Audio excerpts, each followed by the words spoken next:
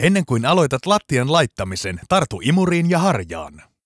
Alla olevan lattian epätasaisuus ja korkeuserot voivat aiheuttaa ongelmia laminaattilattian asennuksen jälkeen. Kiinnitä tähän huomiota ennen kuin aloitat.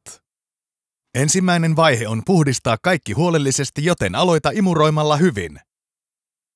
Pöly ja lika voivat aiheuttaa epätasaisuutta ja joskus inhottavan narisevan äänen.